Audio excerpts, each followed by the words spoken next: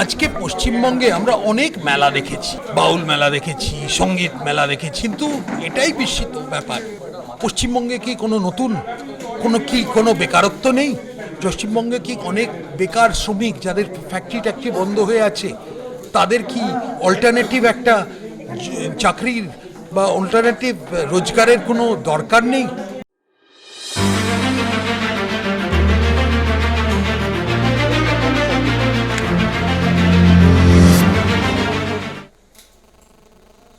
10 বছর তৃণমূল কংগ্রেসের শাসনকালে আমরা অনেক মেলা দেখেছি।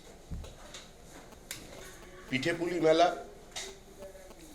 বাউল মেলা, সঙ্গীত মেলা, নোলেন গুড় মেলা, কিন্তু এ রাজ্যবাসী কোনোদিন কোনো জব ফেয়ার দেখেনি, কর্মসংস্থানের কোনো মেলা দেখেনি। যে রাজ্য থেকে প্রতিনিয়ত দাবি তোলা হচ্ছে যে সারা ভারতবর্ষ থেকে এই রাজ্য অনেক এগিয়ে আছে এবং সমস্ত কিছুই এই রাজ্য থেকে কেন্দ্রীয় সরকারকে বা ভারতবর্ষের অন্য রাজ্যকে অনুকরণ করতে হবে, তার একটি বিশেষ ব্যাপারে আমরা আজকে দৃষ্টি আকর্ষণ করবার জন্য এই সাংবাদিক সম্মেলন করছি। 2016 সালে আমাদের এখানে এমপ্লয়মেন্ট এক্সচেঞ্জকে কার্যত ডিফাঙ্ক করে দেওয়া হলো। এমপ্লয়মেন্ট এক্সচেঞ্জের পরিবর্তে এখানে একটা জব ব্যাংক ক্রিয়েট করা হয়েছে। কার্যত কি হয়েছে? কার্যত কেন্দ্রীয় সরকারের যে অবস্থান ছিল যে ন্যাশনাল কেরিয়ার সার্ভিস চালু করতে হবে, ন্যাশনাল কেরিয়ার সার্ভিস চালু করে প্রত্যেকটা এমপ্লয়মেন্ট এক্সচেঞ্জকে মডেল কেরিয়ার সেন্টারে রূপান্তরিত করতে হবে।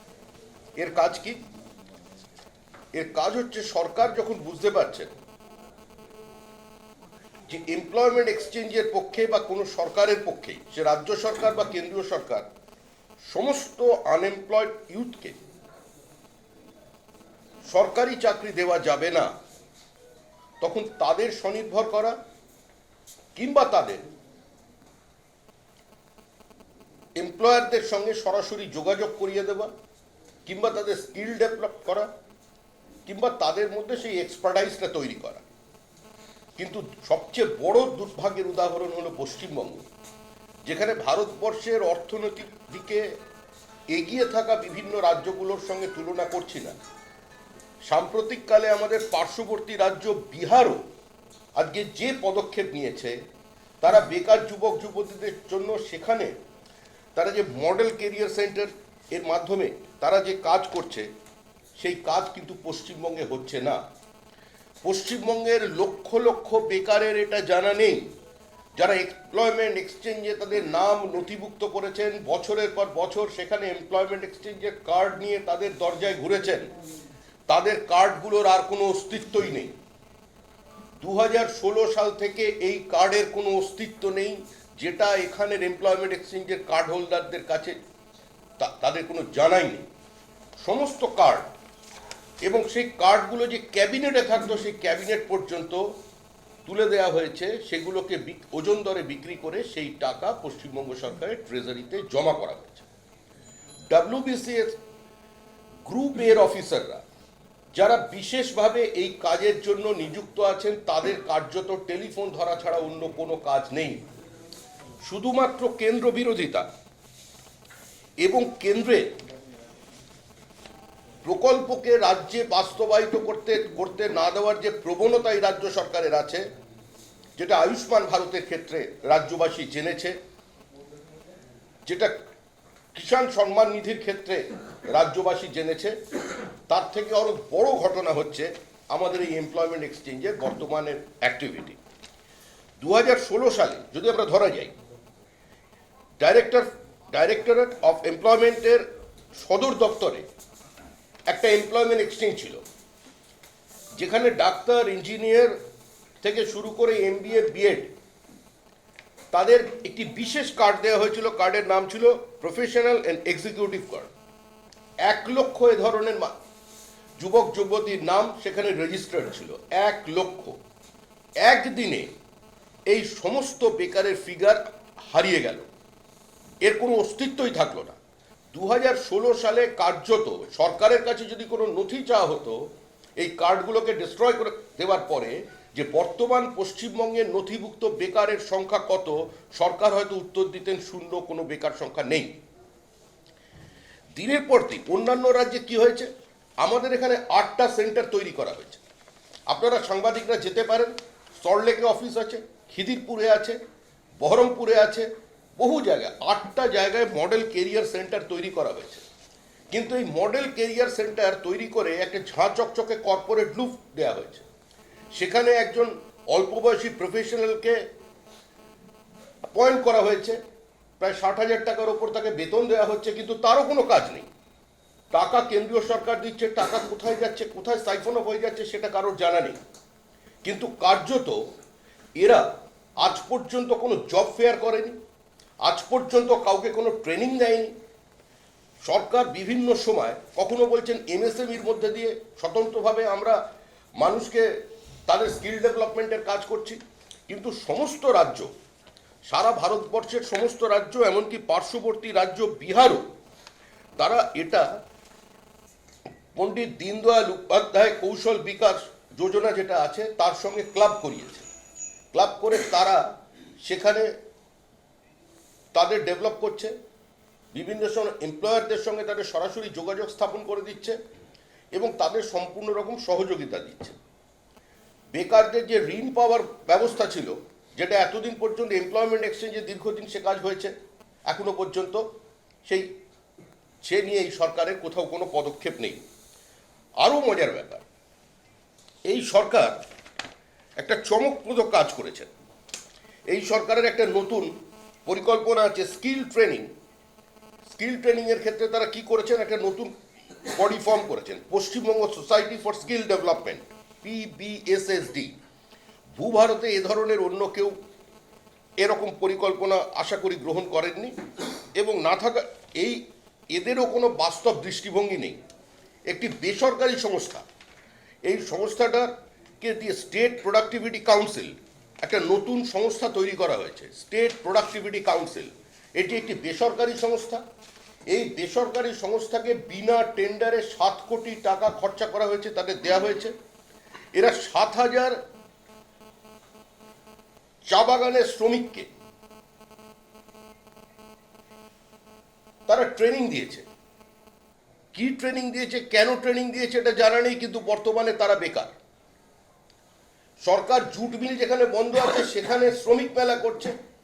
শ্রীরামপুরে সেদিন শ্রমিকরা বিক্ষোভ দেখিয়েছে যে আমাদের কোনো চাকরি নেই, আমাদের মিল খোলার ব্যবস্থা করা হোক। তার আগে সেখানে শ্রমিক মেলা। যে শ্রমিক দীর্ঘদিন অভুক্ত আছে, যার সংসার সম্পূর্ণ ধ্বংসের মুখে পড়েছে, সে ওই মেলায় গিয়ে গান শুনবে, ওই মেলায় গিয়ে এসে চাউমিন খাবে?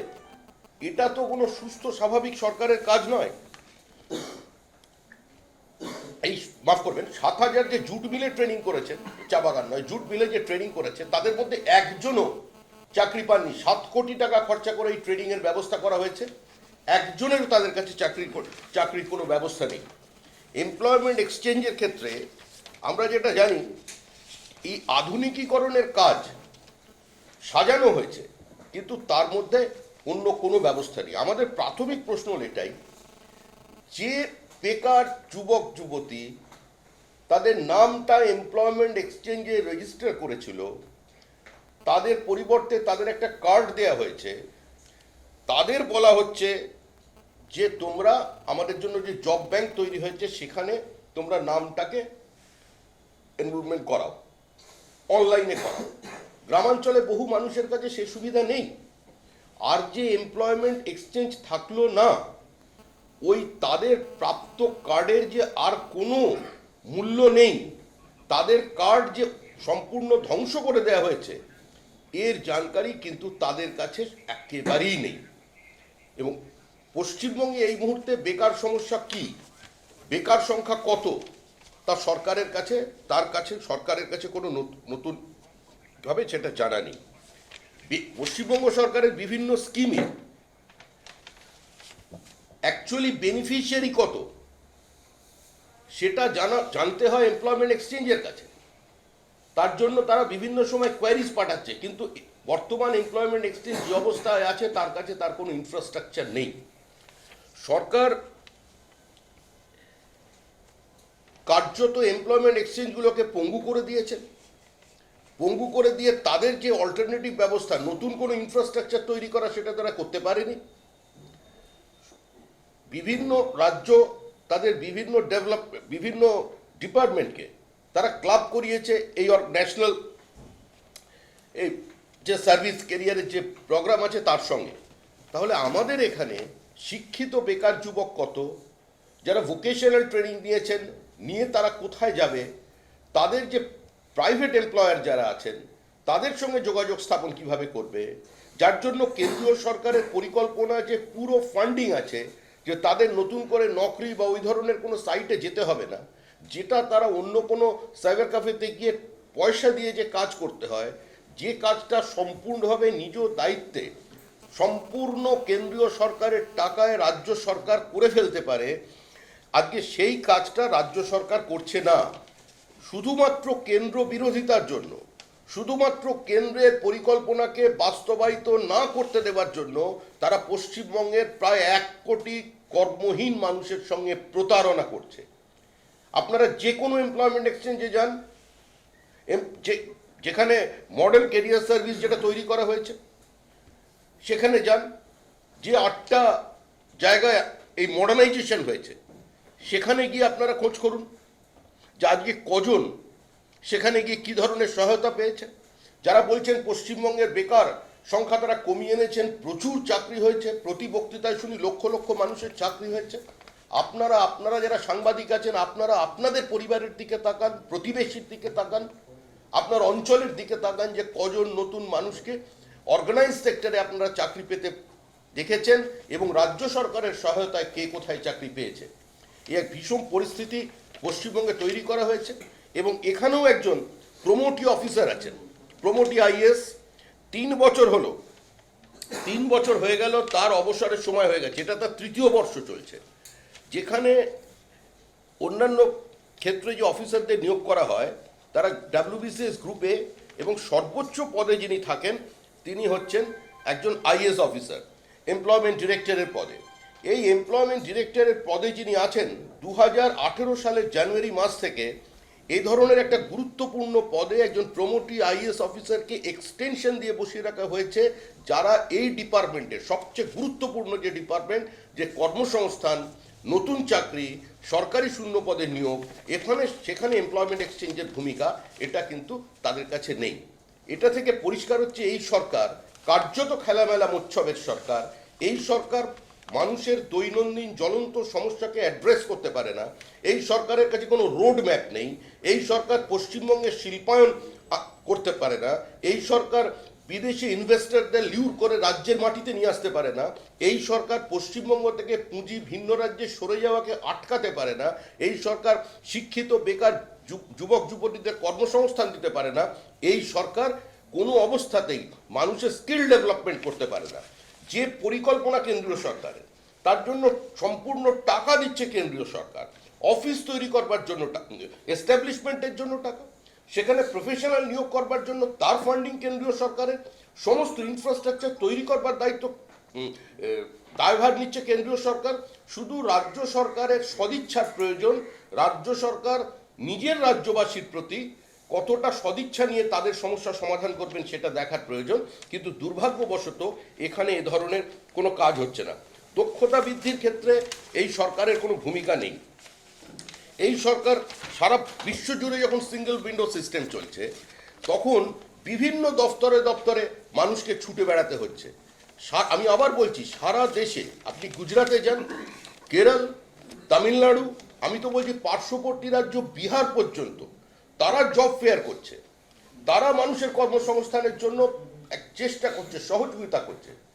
সরকার চাকরি দিতে পারবে না, সমস্ত মানুষকে চাকরি দেওয়া সম্ভব নয়, কিন্তু যে বেকার মানুষগুলো শিক্ষিত বেকার বা যাদের অন্য কোনো দক্ষতা আছে, কর্মহীন অবস্থায় আছেন, তাদের সামান্য সহযোগিতা করা এবং তারা যেখানে গেলে নিজেদের কাজ পাবে সেইটুকুনি পৌঁছে দেবার দায়িত্ব হচ্ছে সরকারের। এই কাজটা সারা দেশে হচ্ছে ন্যাশনাল ক্যারিয়ার সার্ভিসের মধ্যে দিয়ে। তার জন্য ইনফ্রাস্ট্রাকচার সেইভাবে তৈরি করা হয়েছে। কেন্দ্রীয় সরকার বারবার এদের বলা সত্ত্বেও আজকে এদের কাছে কোনো চিঠি নেই। বহু মানুষ গ্রামগঞ্জে যান, একজনও মানুষকে আপনারা পাবেন যারা এখানে কার্ড করেছিলেন তারা জানেই না যে তাদের কার্ডের আর কোনো অস্তিত্ব নেই। জব ব্যাংকের নামে মুখ্যমন্ত্রী ঘোষণা করে দিলেন, তারা বলছেন 1,500 টাকা করে বাম জমানায় ছিল বেকার ভাতা, এখন তো বেকার ভাতা নেই। যুবশ্রী বলে একটি পরিকল্পনা ঘোষণা করা হয়েছিল। 2016 সালে মুখ্যমন্ত্রী যুবশ্রী পরিকল্পনা ঘোষণা করেন এবং অত্যন্ত তিনি বিরক্তি প্রকাশ করেছিলেন সেদিন এমপ্লয়মেন্ট এক্সচেঞ্জের জন্য, যে বলেছিলেন ওটা কেন্দ্রীয় সরকারের, ওখানে কিছু হচ্ছে না। সেজন্য উনি জব ব্যাংক তৈরি করলেন, সেখানে বেকারদের চাকরি হবে। সেখানে বলা হয়েছিল যে যুবশ্রী বেকারদের 1,500 টাকা করে তারা অনুদান দেবেন বা ভাতা যাই বলুন না কেন, সেটা দেয়া হচ্ছে। এই দেওয়া যখন শুরু হয়েছিল তখন বলা হয়েছিল যে সিনিয়রিটি বেসিসে যারা ভাতা পাচ্ছেন তাদের মধ্যে যারা চাকরি পাবেন তারা সরে যাবেন, তার পরিবর্তে যারা নথিভুক্ত আছে তাদের অন্য নাম সেখানে ঢুকবে। 1 লক্ষ বেকার যুবক যুবতী যারা যুবশ্রী পাচ্ছেন তাদের মধ্যে কোথাও কোনো পরিবর্তন হয়নি, ওই 1 লক্ষ মানুষই পাচ্ছেন। কিন্তু আজকের ডেটে তাদের সরকারি নথি বলছে যে সেখানে এর মধ্যেই ওই অনলাইনে রেজিস্টার করেছেন প্রায় 35 লক্ষ বেকার যুবক যুবতী।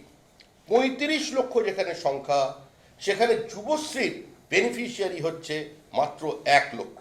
এটাই হচ্ছে পশ্চিমবঙ্গের কর্মসংস্থানের চিত্র, যার জন্য এখানে সমস্ত মেলা হবে, এখানে কোনোদিন শিল্প মেলা হবে না।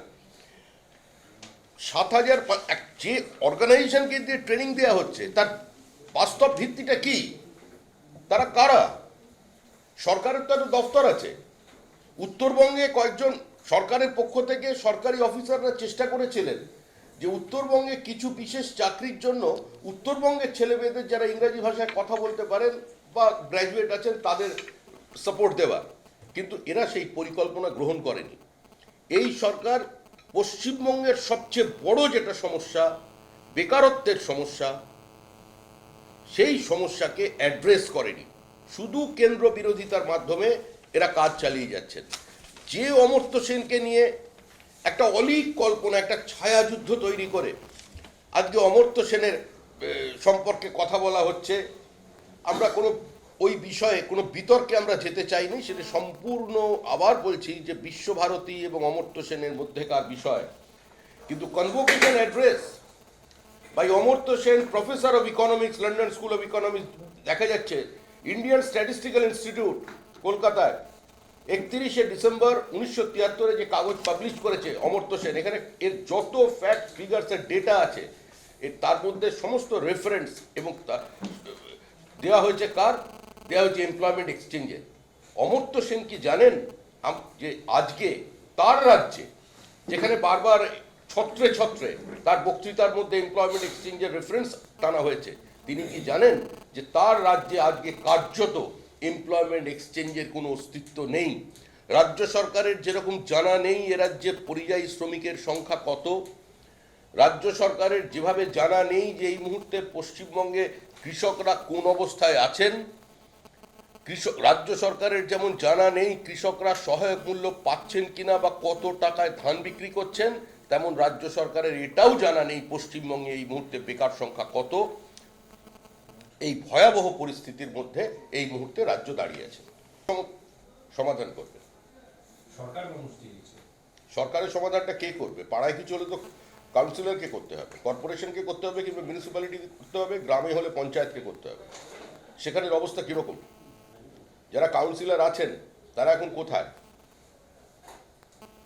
তারা তো চারদিকে ঘুরছেন। পাড়ায় পাড়ায় সমাধান বলতে এটাই বোঝায় কোথাও বিজেপির মিটিং হলে সেই মিটিংয়ে গিয়ে আক্রমণ করো, কোথাও জায়গায় যদি বিজেপি অন্যায় কার্যক্রম করে লিফলেট দিতে যায় তাহলে তাকে পিটিয়ে মেরে দাও। পাড়ায় পাড়ায় কার্যক্রম মানে এটাই, বাংলা বাঙালি সংস্কৃতি নিয়ে, রবীন্দ্রনাথের ছবি নিয়ে বিজেপিকে আক্রমণ করো, বিজেপি নেতাদের বহিরাগত বলো, এটাই তো পাড়ায় পাড়ায় সমাধান।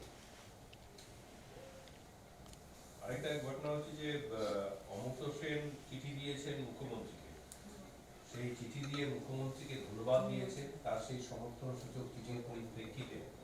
উনি বলেছেন যে এভাবে পাশে দাঁড়ানোর জন্য ধন্যবাদ, আপনার জোরালো কণ্ঠস্বর আমাকে শক্তি জুগিয়েছে, শুভেচ্ছা জানাই, শ্রদ্ধাও জানাই, চিঠি দিয়েছেন। ওটা ভাই বোনের ব্যাপার, বোন দাদাকে চিঠি দিয়েছেন, দাদা বোনকে ভালোবাসা জানিয়েছেন, ওটার সঙ্গে আমাদের কোনো যোগ নেই। শ্রমিকদা বলছি মদন মিত্র ভাষণ দিতে গিয়ে মদন মিত্র বলছে পাড়ায় পাড়ায় শুভেন্দু, ঘরে ঘরে শুভেন্দু তৈরি করবো। ওনার যে নেতা বলছেন শুভেন্দু বেঈমান, গদ্দার, তোলাবাজ, দুর্নীতিগ্রস্ত, তাহলে কোনটা ঠিক? ওইরকমই তৈরি করবেন ঘরে ঘরে। উনি ঠিক বলছেন না উনি ঠিক বলছেন, অফিসিয়াল কে সেটা আমাদের বুঝতে হবে। কারণ একদম নাড্ডাজির ঘটনাতেই আমরা দেখলাম তিনজনের তিন ধরনের বক্তব্য। আমরা আমাদের দলীয় কার্যালয়, নির্বাচনী কার্যালয়ে হেস্টিংসে যেটা দেখলাম, আমাদের একজন প্রবীণ সাংসদ তিনি বলছেন যে স্বতঃস্ফূর্ত বহিঃপ্রকাশ, ক্ষোভের বহিঃপ্রকাশ। আর আরেকজন মন্ত্রী, একদম স্থানীয় মন্ত্রী, ওই এলাকা যিনি কন্ট্রোল করেন, তিনি আবার বলছেন এটা কোনো পরিকল্পিত কর্মসূচি নয়, ওটা তৃণমূল কংগ্রেসের কাজ নয়। আপনি কোনটা ধরবেন? একটাই রাস্তা, টিয়া পাখি আচ্ছা। একটা হচ্ছে যে আগে বলেছেন 60 নম্বর জাতীয় সড়কের কাজ না হওয়ায় ক্ষুব্ধ, উনি খুব ক্ষোভ প্রকাশ করেছেন। বলেছেন জাতীয় সড়কের কাজ না হলে ঘেরাও করুন, কেন কাজ করছে না কেন্দ্র, পোস্টার লাগান, কেন কাজ হচ্ছে না, মিটিং মিছিল করুন, ঘেরাও করুন, কেন্দ্র না পারলে রাজ্যকে ফেরত দিতে বলুন, রাজনৈতিকভাবে আমাকে টার্গেট করা হচ্ছে, অমর্ত্য সেনকেও টার্গেট করা হচ্ছে।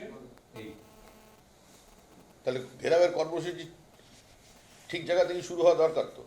একদম প্রথমেই কেন্দ্রে চলে যাচ্ছেন বড় জায়গা, আগে ছোট ছোট জায়গা থেকে সেটা প্র্যাকটিস শুরু হওয়া ভালো। যারা চাকরি পাচ্ছে না, এই যারা এমপ্লয়মেন্ট এক্সচেঞ্জের কার্ড নিয়ে এখনো ভাবছেন চাকরি হবে বা ঘুরে বেড়াচ্ছেন, তারা ঘেরাও করুন আগে এখানকার অফিসারদের। যে কৃষক চাল বিক্রি করতে পারছেন না, ডিস্ট্রেস সেল করছেন, তারা আগে ঘেরাও করুন।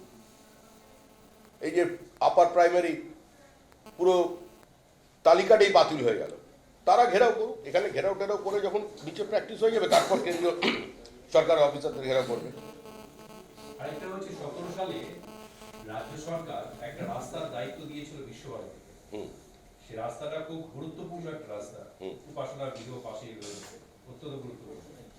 সেই রাস্তাটা নিয়ন্ত্রণ করছিল বিশ্বভারতী। আজকে হঠাৎ মুখ্যমন্ত্রী ঘোষণা করে দিলেন ওই রাস্তার কোনো নিয়ন্ত্রণ বিশ্বভারতীতে থাকবে না, রাজ্য সরকার আবার ফেরত নিয়ে নিচ্ছে, পিডব্লিউডি রাস্তা নির্মাণ করবে। পশ্চিমবঙ্গটা কি স্বাধীন পশ্চিমবঙ্গ আন্দোলনের রাস্তায় তৃণমূল কংগ্রেস যাচ্ছে? এটা জানা নেই। রবীন্দ্রনাথকে সবাইকেই আশ্রয় দিতে হয় শেষ পর্যন্ত রবীন্দ্রনাথের কাছে, কিন্তু শেষ পর্যন্ত রবীন্দ্র প্রেম দেখাতে গিয়ে তাদের হাত থেকে রাস্তাটাও কেড়ে নিচ্ছেন। বোঝা যাচ্ছে না ব্যাপারটা, কোনটা ঠিক কোনটা বেঠিক। সুমিতা, রাজীব কুমার যাতে সিবিআই কে সাহায্য করে সেই জন্য নির্দেশ দেওয়া আছে রাজ্য সরকারের তরফে। তৃণমূল ভবনে সুব্রত মুখোপাধ্যায় মন্তব্য করেছেন। আমরা কি করতে পারি? ওটা সিবিআই এর ব্যাপার, যাকে ডেকেছেন তাদের ব্যাপার। ওখানে বিজেপির কোনো মন্তব্যও নেই, বিজেপির কোনো ওর মধ্যে ঢোকার কোনো ইচ্ছা নেই। সিবিআই এর মতো একটি স্বশাসিত সংস্থা, সেখানে একজন বসে বলছেন যে রাজীব কুমার যাতে সাহায্য করেন সিবিআই কে, সেই নির্দেশ দেওয়া রয়েছে। নির্দেশটা কিভাবে দেখছেন? এই যে নির্দেশনামা, এটা কিভাবে দেখছেন? ওটা রাজীব কুমার বুঝবেন, যাকে নির্দেশ দিয়েছেন। আর সিবিআই যে কাজ তারা করবেন, আমাদের ওখানে কোনো দরকার নেই। সুমিতা, এই যে বিশ্বভারতী কর্তৃপক্ষ, যেহেতু দেখা গেল যে প্রধানমন্ত্রী ভার্চুয়ালি তাদের কর্মসূচিতে যোগদান করলেন, স্বরাষ্ট্রমন্ত্রী ঘুরে গেলেন, তারপরেই কি এই কারণেই কি মুখ্যমন্ত্রী রোশানলে করলো বিশ্বভারতী?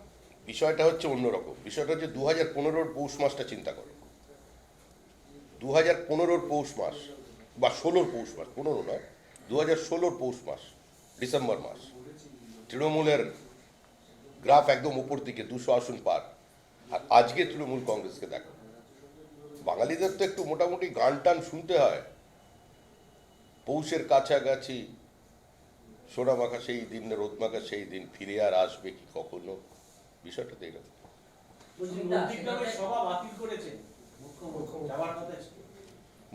মুখ্যমন্ত্রী কোন সভা করবেন আর কোন সভা করবেন না, সেটা তার স্বেচ্ছাধীন ক্ষমতা।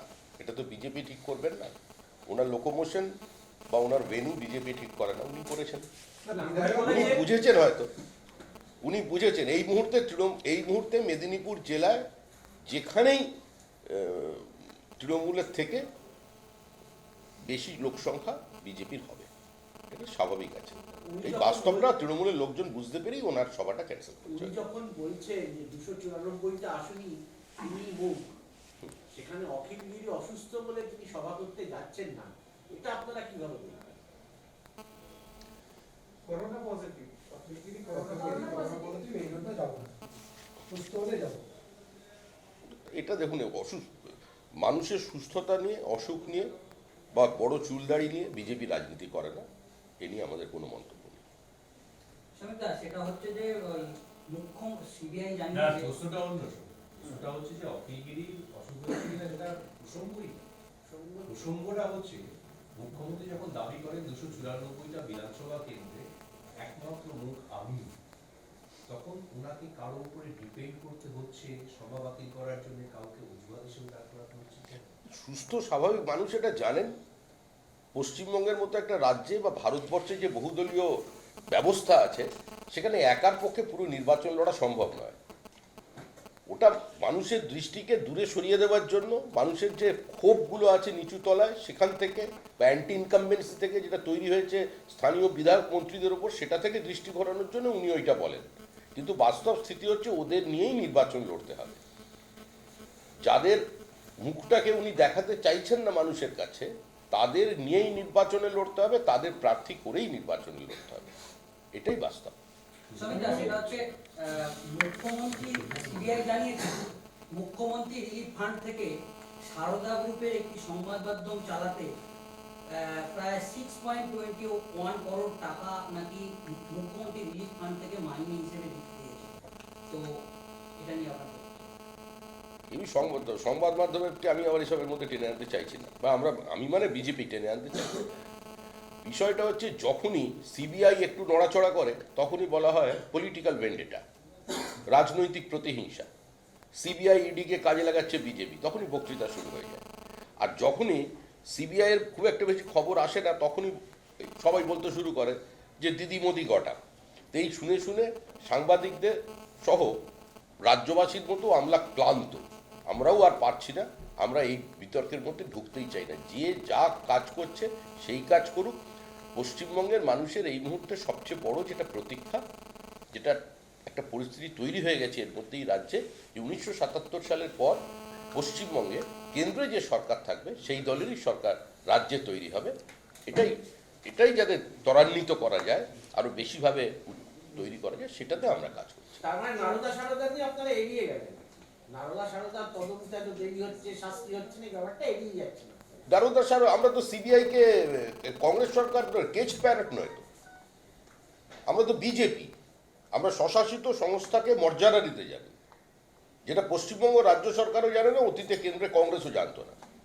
পশ্চিমবঙ্গের সমস্ত বিশ্ববিদ্যালয়, সমস্ত যেখানে যত অটোনমি ছিল, তৃণমূল তাদের বিধানসভায় সংখ্যাগরিষ্ঠতার জোরে সেগুলোকে ধ্বংস করেছে। সম্পূর্ণভাবে একটা সেন্ট্রালাইজড সিস্টেম তৈরি করেছে গোটা রাজ্য জুড়ে, সে আপনি শিক্ষাক্ষেত্রে বলুন বা অন্যান্য যে কোনো ক্ষেত্রে, সর্বত্র। সেটার আওতায় পুরো পশ্চিমবঙ্গে যত কেন্দ্রীয় বিশ্ববিদ্যালয় থাকবে, এদের সর্বগ্রাসী ক্ষুধা সেটাকেও গ্রাস করতে চাইছে। সেখানে যাতে প্রধানমন্ত্রী আচার্য কেন, এই প্রশ্নটা খালি অফিসিয়ালি তোলেনি, আসল বিষয়টা সেইটাই। প্রধানমন্ত্রী কেন আচার্য হবেন বিশ্বভারতীর, এটাকে বদলে দেওয়া যায় কিনা, সেটা পারা যাচ্ছে না বলেই এত রাগ। আমরা এই কাজ কোনো সময় করিনি, আমাদের কাছে খোলা আছে, যে যেরকম ভাবে করবেন, আইনের রাস্তায় চলবে। প্রতিহিংসার রাজনীতি বা কোনো কেন্দ্রীয় সংস্থাকে কারোর বিরুদ্ধে লাগিয়ে দিয়ে রাজনীতি করা বা নির্বাচনে প্রতিদ্বন্দ্বিতা করা, এটা বিজেপির প্রয়োজন হয় না। আমার যেটা প্রশ্ন, শুভেন্দু অধিকারী একটা স্লোগান কাঁথি থেকে তুলেছিলেন যে হরে কৃষ্ণ হরে হরে পদ্ম এবার ঘরে ঘরে। আপনাদের পার্টির সাংগঠনিক সম্পাদক তিনি টুইট করেছেন 24 ডিসেম্বর। তো এই ধরনের লাইন বা শব্দ বন্ধ, এটা নিয়ে আপনাদের কোনো পরিকল্পনা রয়েছে? সামনে ভোট এগিয়ে আসছে, না পরিকল্পনা থাকার কি, স্বতঃস্ফূর্তভাবে উনি ওই কথা বলেছেন, যিনি টুইট করেছেন তার ওটা পছন্দ হয়েছে, করেছেন। বাংলার মানুষ, উনিও তো, যিনি ওইটা বলেছেন তিনি তো বাংলার রাজনীতির পালসটা বোঝেন, বুঝেই বলেছেন, সচেতনভাবেই বলেছেন। আপনারও ভালো লেগেছে, আপনি মনে রেখেছেন এত সুন্দর ডায়লগটাকে, তার মানে ওটাই চলবে। सवाल है कि ममता बनर्जी ने आज कहा है कि बीजेपी शाइड break universities and educational institute like JNU को बंगाल की यूनिवर्सिटी के साथ जोड़ा जा रहा है। ये भी कहा जा रहा है कि जेएनयू में जिस तरह से बीजेपी का एक वहाँ पे देखा गया था कुछ महीनों पहले, अब क्या कहेंगे इनके इस स्टेटमेंट के ऊपर? देखिए, तृणमूल सरकार बड़ा दल है। तृणमूल का सुप्रीमो बार बार एक ही बात बोलते हैं, जो तृणमूल कांग्रेस जो कर सकते हैं कोई नहीं कर सकते। तो कुछ भी कर सकते हैं। उसका दल पश्चिम बंगाल में है। अभी जेएनयू लेकर बोला, कल संघाई पे किसी यूनिवर्सिटी के बारे में बोलेंगे, उसमें हम लोग का कुछ नहीं है। भारतीय जनता पार्टी क्या कर रहे हैं और क्या करना चाहते हैं, ये जनता का सामने है। ये एकदम क्रिस्टल क्लियर है, विदाउट एनी एम्बिग्विटी। हम लोग जनता को यही बोल रहे हैं कि हमारा पॉलिसी यही है। हम लोग शिक्षा के क्षेत्र में जैसे ये लोगों का गुंडागर्दी चल रहा है, ये हम नहीं चलने देंगे। और सभी जगह में राजनीतिक अनुप्रवेश, पॉलिटिकल इंटरफेरेंस सभी स्फीयर में, ये हम लोग बंद करने की कोशिश करेंगे।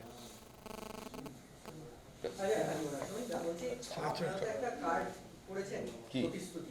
আপনি যে এমপ্লয়মেন্ট এক্সচেঞ্জ এর কথা আপনি বলছেন, আপনারা কি সাড়া পাচ্ছেন সেই চাকরির প্রতি?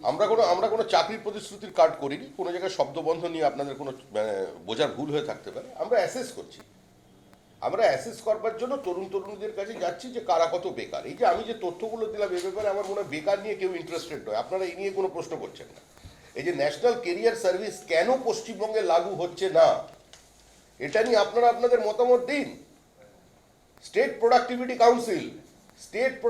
কাউন্সিল এই যে তৈরি করা হয়ে মানুষকে ট্রেনিং দেওয়া হচ্ছে, 15 জুট মিল 7000 জুট মিলের শ্রমিককে ট্রেনিং দেওয়া হলো, কাগজে কলমে হয়তো দেওয়া হয়েছে, 7000 জন ট্রেনিং নিয়েছে, একজনও চাকরি পাননি। এটা কেন করা হয়েছে? 7 কোটি টাকা খরচা হয়ে গেল বিনা টেন্ডারে। কেন এখানে যে সরকারের যে নন পিএসসি পরীক্ষার এমপ্লয়মেন্ট ব্যাংক থেকে যেগুলো কথা ছিল অতীতে হতো, 1996 সালে সুপ্রিম কোর্টের রায়ের পর সমস্ত অ্যাপ্লিকেশনগুলো ওপেন হয়ে যায়, ফলে এমপ্লয়মেন্ট এক্সচেঞ্জের গুরুত্ব কমতে থাকে। তখন এমপ্লয়মেন্ট এক্সচেঞ্জের নিজস্ব রোল নেয় যে তারা যারা চাকরি চাইছে তাদের অ্যাসিস্ট করব, তাদের এক্সপার্টাইজ ডেভেলপ করব, তাদের স্কিল ডেভেলপমেন্টের ব্যবস্থা করে দেবো। তার জন্যই তো এই ন্যাশনাল কেরিয়ার সার্ভিস তৈরি হয়েছে 2016-এ। আর তারা এমপ্লয়মেন্ট ব্যাংক তৈরি করলেন। এমপ্লয়মেন্ট ব্যাংক তৈরি করে রাতারাতি 70 লক্ষ বেকারের কথা ভুলে গেলেন। কোন অধিকারে একজন আমি কেব যে কোনো ক্ষেত্রে, এটা শুধু এমপ্লয়মেন্ট বলে নয়, একজন দেশের নাগরিক সে সরকারের কাছে সরকারি সিলমোহর লাগিয়ে সে নিজের নামটা নথিভুক্ত করেছে। তার যদি সরকারের পরিকল্পনা হতেই পারে, সরকার যদি মনে করে না এটা এই ডিপার্টমেন্টই রাখবো না, আমরা কাউকে চাকরি দেবো না, সেটা তো একটা ঘোষণা থাকবে। তাদের না জানিয়ে সম্পূর্ণ তাদের কার্ড বাতিল হয়ে গেল। এমপ্লয়মেন্ট ব্যাংক তৈরি হলো। এমপ্লয়মেন্ট ব্যাংক তৈরি হয়ে কি হলো? বেকার হলো 1 লক্ষ প্রথমে দেখা হলো, তারপরে সংখ্যাটা দেখানো হলো পশ্চিমবঙ্গে বেকার সংখ্যা কমে গেছে। এটি তো পরিকল্পনা। এখন বেকারের সংখ্যা সেখানে দাঁড়িয়েছে, নথিভুক্ত সংখ্যা দাঁড়িয়েছে 35 লক্ষ। আর আগের যে 70 লক্ষ ছিল তারা কোথায় গেল? এই যে পিএনই, এই যে এটা যে তৈরি করা হয়েছে যে প্রফেশনাল এক্সপার্টাইজ দেখে ডাক্তার, ইঞ্জিনিয়ার, তাদের জন্য একটা সেপারেট জায়গা খুলে 1 লক্ষ লোকের রেজিস্ট্রেশন ছিল সেখানে, তারা জানলোই না যে তাদের কার্ড কোথায় চলে গেল। বেকার যুবক যুবতীদের সঙ্গে এটা কার্যত প্রতারণা। আর বারবার যে তথ্য দেওয়া হচ্ছে সমস্ত জায়গায় পশ্চিমবঙ্গ রাজ্য সরকার 1 নম্বরে। যদি তাই হয় তাহলে আপনারা বলুন যে আপনাদের পাড়ায় কোনো বেকার নেই, আপনাদের পরিবারে কোনো বেকার নেই, আপনাদের অঞ্চলে কোনো বেকার নেই। আপনি বলুন, মানুষ এগিয়ে এসে বলুক কেন পশ্চিমবঙ্গে 3টে বহুতল কনস্ট্রাকশন পড়েছে, তামিলনাড়ু, কেরালা আর মহারাষ্ট্রে, 3টেতেই মারা গেছে বাঙালিরা।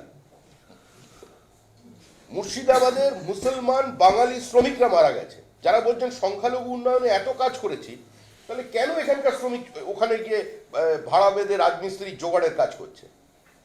কেন বিভিন্ন জায়গায় এই ক্যাটারিং ইন্ডাস্ট্রিতে ওয়েটার যত সমস্ত জায়গায় যে দক্ষিণ ভারত থেকে মধ্য ভারত পর্যন্ত সর্বত্র জায়গায় বাঙালি ছেলে এই সামান্য টাকা মাইনের কাজ করতে কেন যাচ্ছে? এখানে যদি কর্মসংস্থান থাকতো। রাজ্যে দেখান না একটা, কোথাও বলুন মুখ্যমন্ত্রী যে কোথায় কবে সরকারের দেখা গেছে একটা বড় কোনো কারখানা হয়েছে, তার ফিতে কেটেছে, কিংবা একটা নারকোল ফাটিয়ে গান টানকে ওখানে কিছু করা হয়েছে। সিঙ্গুরে চলে যান, বেশি দূরে যাওয়ার দরকার নেই। সবচেয়ে বড় উদাহরণ হচ্ছে সিঙ্গুর। আজকে সিঙ্গুরবাসী ক্ষোভে ফুসছে, যারা জমি পেয়েছে সেখানে কোনো চাষ হবে না। মুখ্যমন্ত্রী সর্ষের বীজ ছড়িয়ে এসেছিলেন। সিঙ্গুরের কিছু লোক জমি ফেরত পেয়েছে, সেখানে ফসল ফেরত পারেনি। একটা বহু ফসলি জমি বাম সরকারের অদূরদর্শিতা এবং এদের হঠকারী আন্দোলনের জন্য একটা শিল্প সম্ভাবনার মৃত্যু হয়ে গেছে। না সেখানে ফসল হচ্ছে, বহু ফসলি জমি ছিল, ফুল পর্যন্ত চাষ হতো ওই জমিতে, সেটাও ধ্বংস হয়ে গেছে। না সেখানে কোনো শিল্প হলো না। এখন আবার পার্ক তৈরি হবে কর্মসংস্থানের, ভোটের আগে 10 বছর কিছু হলো না। যে জমিটা 11 একর জমি কোথা থেকে এসছে? 11 একর জমি তো অধিগ্রহণ করতে হয়েছে রাজ্য সরকারকে। এই রাজ্য সরকার বলেছেন তো আমরা জমি অধিগ্রহণের বিরোধী। ল্যান্ড ব্যাংকে আমাদের পর্যাপ্ত জমি আছে, তাহলে জমিটা অধিগ্রহণ করেছিল কে? অতীতের সরকার, বামফ্রন্ট সরকার। সেই জমির ওপর নির্ভর করে এরা বলছে না ওটা কি পার্ক করবেন ঘোষণা করেছে। আজকে তার বিরুদ্ধে প্রকাশ্যে দাঁড়িয়ে সিঙ্গুরবাসী তাদের ক্ষোভ উগড়ে দিচ্ছে। এটাই তো বর্তমান স্থিতি পশ্চিমবঙ্গের। স্যার, আজকে একটা সৌরভ গাঙ্গুলিকে নিয়ে বলা হচ্ছে কালকে রাজ্যপালের সঙ্গে দেখা করেছেন এবং আজকে যে দিল্লিতেও দেখা হয়েছে অমিত শাহের সঙ্গে একটা ক্রিকেট প্রোগ্রাম নিয়ে, কিন্তু এই জল্পনাটা কিভাবে দেখছেন আপনারা? আপনাদের সঙ্গে কোনো যোগাযোগ বা কি? সৌরভের ব্যাপার ये तो কি ব্যাপার ভাই? উনি ক্রিকেট খেলেন, রাজ্যপাল হয়তো ক্রিকেট খেলা দেখতে ভালোবাসেন, আমরা ক্রিকেটের কোনো ব্যাপারে ওখানে গেছেন, তারপরে আবার ক্রিকেটের ময়দানে চলে গেছেন। খেলার বাইরে তো কোনো জিনিস আমাদের জানা নেই। আপনার জানা থাকলে বলতে পারেন।